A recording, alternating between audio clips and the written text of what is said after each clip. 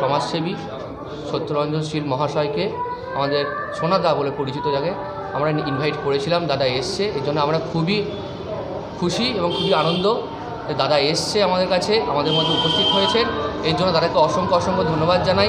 দাদা আমাদের সাথে আছে, দাদা আমাদের পাশে আছে, এবং দাদা সবথেকে বড় হচ্ছে মানুষকে খুব উপকার করে।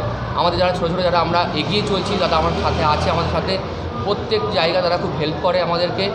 কোনো সমস্যা দাদাকে জিজ্ঞেস করি, দাদা আমাদের গাইড করে, দাদা আমাদের গাইড হিসেবে আমাদের রয়েছে মাথার উপরে। আশা করি দাদা সুস্থ থাকুক, ভালো থাকুক, এটাই। দাদাকে খুব ভালোবাসি আমরা সবাই খুব। আর কিছু এই ভাইরা প্রত্যেক বছরই সরস্বতী পুজো খুব ভালোভাবে করে। এই প্রতিমা বিসর্জন যেদিন হবে সেদিনকে চন্দননগর লাইট দিয়ে এরা বিসর্জন করবে, শোভাযাত্রা করবে। সেই শোভাযাত্রা সবাইকে আনন্দ দেবে।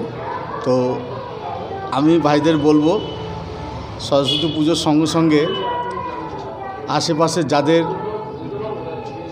পড়াশোনা করার জন্য পয়সার জন্য পড়াশোনা করতে পারছে না, তাদের খোঁজ খবর নিয়ে যাতে হেল্প করে, তাহলে এই মা সরস্বতী পুজোটা করা সার্থক হবে।